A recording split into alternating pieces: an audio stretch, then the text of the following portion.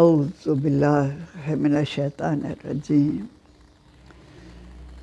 بسم اللہ الرحمن الرحیم الحمدللہ رب العالمین الرحمن الرحیم مالک یوم الدین ایاک نعبد و ایاک نستعین اہدنا الصراط المستقیم صراط الذین انعمت علیہم غیر المغضوب علیہم ولا الضالین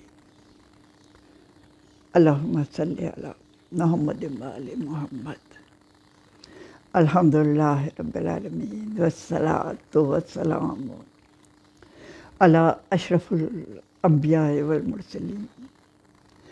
سید الاولین والآخرین رحمت للعالمین شفیع المذنبین سیدنا و مولانا ابو القاسم محمد علی آلہ وعلی آلہ طیبین طاہرین المعصومین المظلومین۔ آج ایک ایصال ثواب کی مجلس کے لیے ہم اکٹھے ہوئے ہیں۔ میں شروع کروں گی خداوند عالم کی ایک بشارت سے۔ ظاہر ہے اسی وقت ہمیں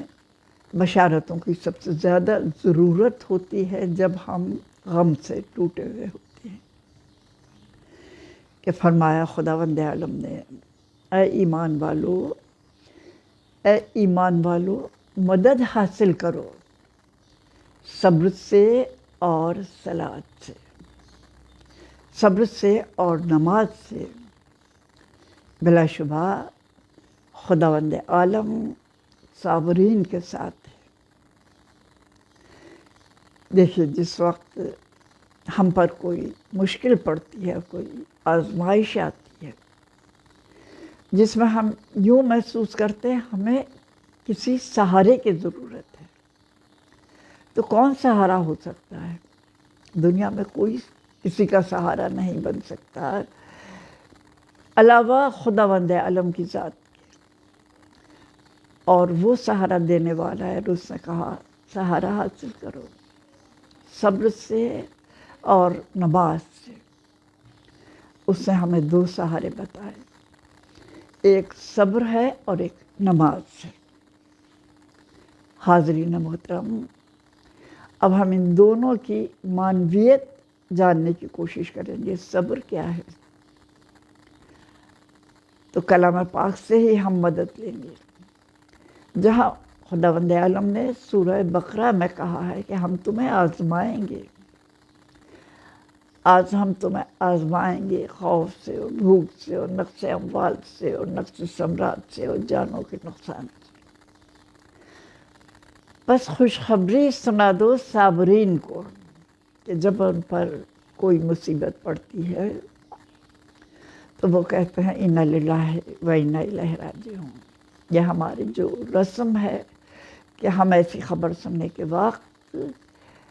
انا للہ و انا الیہ راجعون کرتے ہیں، تو حاضرین کرام اس میں بڑا فلسفہ پوشیدہ ہے، خداوند عالم کا وعدے اسم پوشیدہ ہے کہ ہم یہ کہیں کہ ہم تو اللہ کے لیے ہیں اور ہمیں اللہ کی طرف واپس جانا ہے۔ بس پھر بشارت دے دو صابرین کو، بشارت دے دو صابرین کو کہ جب ان پر کوئی مصیبت پڑتی ہے تو وہ کہتے ہیں انا للہ و انا الیہ راجعون۔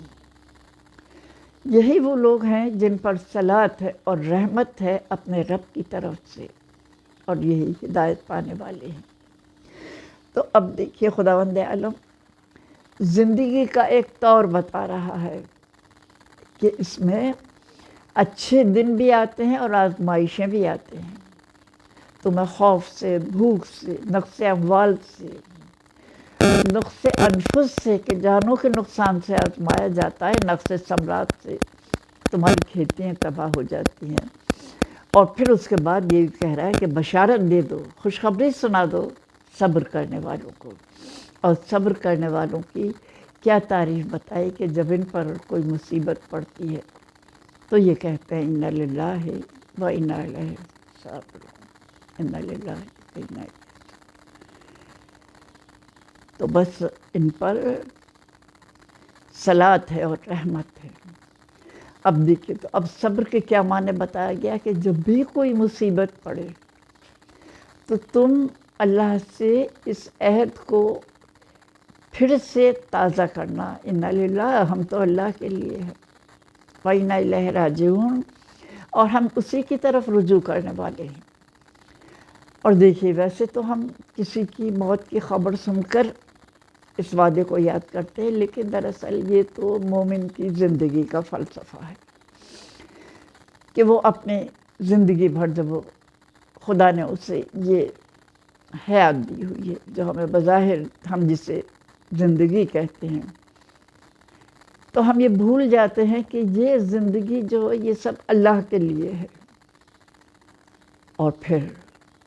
اس زندگی کی حقیقت کیا ہے کہ ہمیں پھر اللہ کی طرف رجوع کرنا ہے کہ اس زندگی کے بعد ہمیں اللہ کی طرف پلٹ کے جانا ہے۔ اور یہ ایسا وعدہ ہے، یہ دل کو ایسی تسلی دینے والی حقیقت ہے کہ ہم واقعی بار بار سوچیں تو کیسے دل کو ڈھارس ہو جاتی ہے، ان مصیبتوں میں انسان کے دل کو ڈھارس ہو جاتی ہے۔ تو جب بھی کوئی مصیبت پڑتی ہے تو ظاہر ہے ہم اس عہد کو یاد کرتے ہیں کہ ارے یہ زندگی کیا ہے، اللہ کے لیے تھی، اللہ نے اس سے واپس بلا لیا۔ تو دل کو یوں لگتا ہے کہ جیسے کسی نے سہارا دے دیا۔ اور پھر جب خداوند عالم کہہ رہا ہے ہم صابرین کے ساتھ ہیں، کہ تمہیں کسی سہارے کی ضرورت ہے، خدا سے بڑا سہارا کون ہو سکتا ہے، تو ہم صابرین کے ساتھ رہتے ہیں، اور جن کے ساتھ خداوند عالم ہو وہ کبھی کمزور نہیں ہوتا، وہ کبھی ٹوٹتا نہیں، وہ کبھی ہراساں نہیں ہوتا۔ تو بس یہ سمجھو کہ اللہ تمہارے ساتھ ساتھ ہے، اللہ تمہارے ساتھ ہے، اور اس سے بڑا سہارا اور کسی کا نہیں ہوتا، اس سے بڑی ڈھارس دینے والا اور کوئی نہیں ہے۔ تو ہمیں ایک صبر کا ذریعہ بتایا گیا، اور اس صبر کی یہ بشارت دی گئی کہ ہم صابرین کے ساتھ رہتے ہیں، ارے ہم تو تمہارے ساتھ ہیں، ہر وقت تمہیں سہارا دینے والے ہیں۔ اور پھر دوسرا سہارا جو بتایا گیا، اور نماز کا سہارا۔ اب حاضرین کرام، اب نماز کے معاملے میں ہم اکثر یہ سوچتے ہیں کہ کیا بات ہے ہم نمازیں پڑھتے ہیں لیکن ہمارے دل کو سکون نہیں ملتا ہے۔ یہ سکون کیوں نہیں ملتا ہے کہ ہم سکون کی تلاش میں اللہ کی طرف آتے ہیں، اسے مخاطب کرتے ہیں، اس سے کچھ وعدے کرتے ہیں، لیکن پھر بھی سکون نہیں ملتا ہے۔ تو اس کی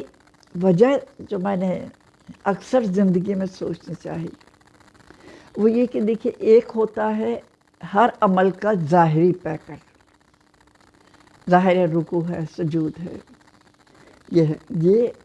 نماز کا ظاہری پیکر ہے جو میں نظر آتا ہے کہ بھئی یہ ارکان نماز ہے، اس طرح سے نماز کو ادا کرنا ہے۔ اور ایک ہوتی ہے ایک عمل کی معنویت کہ اس کے معنی کیا ہے، کیوں کر رہے ہو رکوع و سجود، جو اس میں پڑھ رہے ہو اس سے کیا غرض ہے تمہاری، کیا مطلب ہے۔ تو جب معنویت کی بات آتی ہے تو پھر ہم خداوند عالم سے پوچھتے ہیں پالنے والے اس کے معنی کیا ہیں۔ تو خداوند عالم نے کہا کہ دیکھو یہ دین کا ستون ہے، یہ دین کا ستون ہے، یعنی دین میں تمہاری بنیادی حقیقت جو ہے وہ نماز کی ہے، کہ جو تم نماز میں وعدے کرتے ہو خداوند عالم سے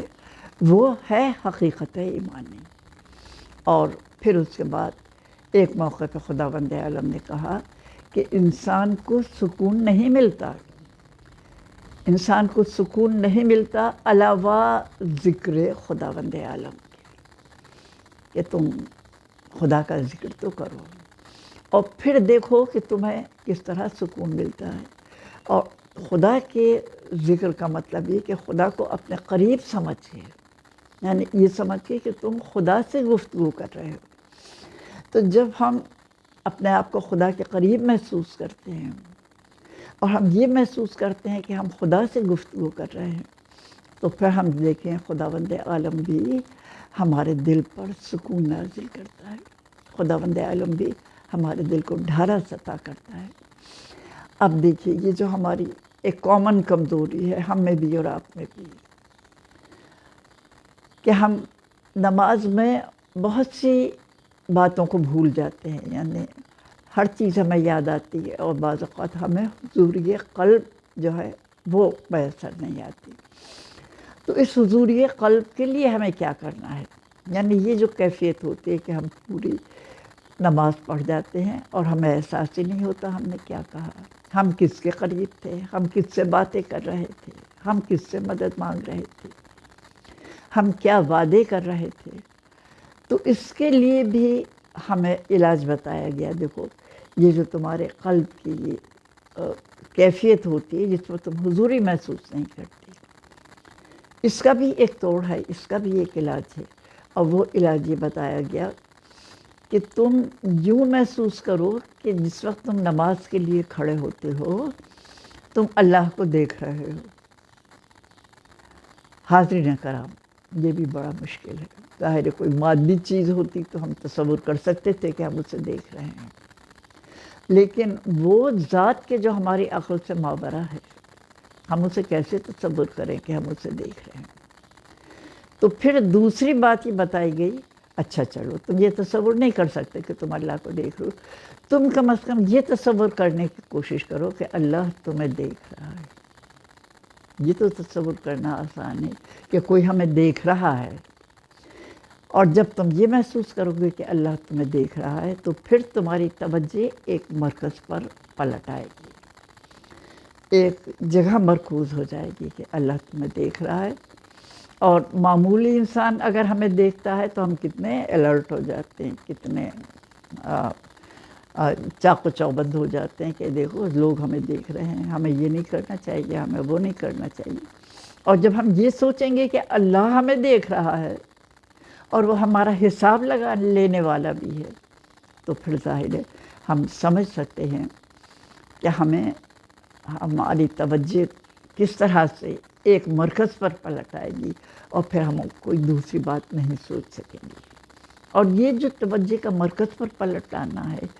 یہی تو سکون قلب کی علامت ہے، یہی تو سکون قلب کی علامت ہے۔ یا ایک اور نسخہ بتایا گیا ہمیں یہ کہا گیا کہ جب تم نماز کے لیے کھڑے ہو تو یہ محسوس کرو کہ شاید یہ تمہاری زندگی کی آخری نماز ہے۔ اور ناظرین کرام، یہ تصور کرنا تو سب سے آسان ہے، اس لیے کہ ہم چاروں طرف دیکھ رہے ہیں، کتنے لوگوں کو ہم نے دیکھا ایک وقت کی نماز ادا کرتے ہیں اور دوسرے وقت کی نماز کی مہلت نہیں ملی، دوسری نماز سے پہلے زندگی سے سفر ہو جاتا ہے۔ تو ہم اگر یہ سوچیں کہ پتہ نہیں پھر اللہ سے گفتگو کا، اللہ سے مدد مانگنے کا ہمیں موقع ملے نہ ملے، کیا پتہ یہ ہماری آخری نماز ہو، تو ظاہر ہے سب ادھر ادھر بھٹکی ہے، ذہن جو ہے ہمارا وہ ایک مرکز پہ آ جائے گا، وہ ایک جگہ آ جائے گا۔ تو غلط یہ ہمیں طریقے بتائے خداوند عالم نے کہ دیکھو خدا کی طرف توجہ کرنے کے یہ نتیجے ہیں، یہ ذریعے ہیں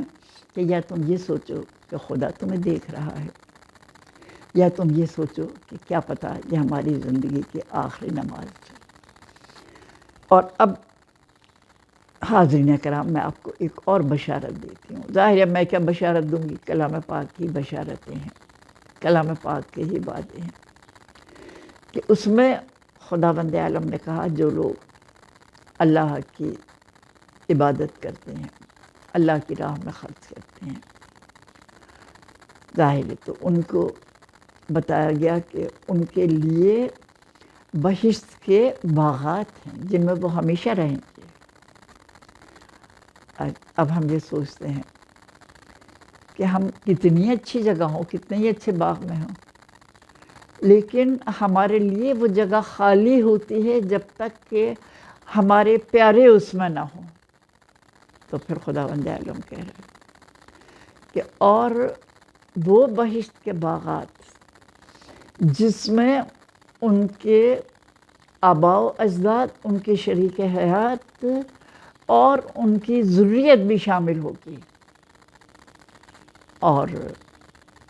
یعنی وہ تنہا نہیں جائیں گے بلکہ ان کے ساتھ ان کے والدین بھی ہوں گے، ان کے شریک حیات بھی ہوں گے اور ان کی اولادیں بھی ہوں گی، یعنی جو جو رشتے ہمیں عزیز ہیں وہ سب ہمارے ساتھ ہوں گے۔ تو اب حاضرین محترم، یہ کتنی بڑی بشارت ہے۔ ہم جب اس لمحے جب کوئی ہم سے جدا ہو جائے، ظاہر ہے سب سے بڑی مصیبت تو یہی ہوتی ہے، نقص اموال نہ اتنی بڑی مصیبت ہے، نہ خوف نہ بھوک، جتنا کسی کی جدائی کہ جو ایک طرح سے ہمارے وجود کا حصہ ہوتے ہیں۔ تو اب یہ ہمارے لیے کتنی بڑی بشارت ہوتی ہے کہ نہ صرف اپنے نیک اعمال کی وجہ سے ہم اللہ کی جنتوں میں جائیں گے، بلکہ وہ سب کے جو ہمیں عزیز ہیں، وہ سب کے جو ہمیں پیارے ہیں، وہ سب ہمارے ساتھ ہوں گے، اور فرشتے جنت کے ہر دروازے سے یہ کہتے ہوئے داخل ہوں گے، آج کے دن بشارت ہو تمہیں اس صبر کے بدلے جو تم دنیا میں کیا کرتے تھے۔ تو اب دیکھیے نمازی ان لوگوں کے جو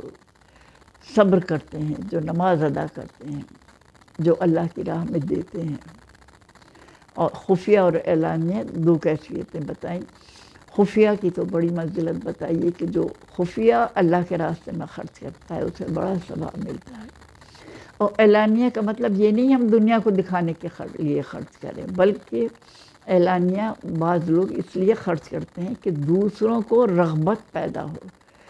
دوسروں کو اس طرح سے بلایا جائے ایک عمل نیک کی طرف۔ تو جو ظاہر ہے کہ اللہ کے راستے میں خرچ کرتے ہیں، صبر کرتے ہیں، نماز قائم کرتے ہیں، ان کے لیے خداوند عالم نے کتنا بڑا اجر مقرر کیا ہے کہ وہ نہ صرف اکیلے جنت میں جائیں گے بلکہ ان کے ساتھ وہ سب بھی کہ جو انہیں پیارے ہوں گے۔ تو حاضرین کرام، یہ جو دنیا کا وقفہ ہے جسے ہم سمجھتے ہیں اب ہم ہمیشہ اپنے پیارے سے جدا ہو گئے، اب ہم ہمیشہ کے لیے اپنے باپ سے، اپنے ماں سے، اپنے بھائی سے جدا ہو گئے، یہ بس ایسا ہے جیسے ایک انسان سفر کو چلا جائے اور پھر ایک طویل عرصے بعد ہم اس بات کی امید کرتے رہیں کہ اب وہ لوٹ آئے گا، اور وہ لوٹ آئے گا۔ تو غرض مرنے والے مرتے ہیں لیکن جدا ہوتے نہیں، مرنے والے مرتے ہیں لیکن فنا ہوتے نہیں، وہ حقیقت میں کبھی ہم سے جدا ہوتے نہیں۔ خداوند عالم ہمیں یہ بشارت عطا کرے، ہمیں یہ انعام عطا کرے کہ جب ہم یہاں سے جائیں تو ایک ایسی جگہ پر دوبارہ ملیں جو اس جگہ سے بہت اچھی ہو، اس لیے کہ یہ جگہ تو وہ ہے کہ جس کے بعد ہم جدا ہو جاتے ہیں، وہ جگہ وہ ہوگی جہاں ہم پھر کبھی جدا نہیں ہوں۔ اور پھر خدا نے ہمیں نمونہ بتایا، دیکھو وہ ایسے لوگ ہیں،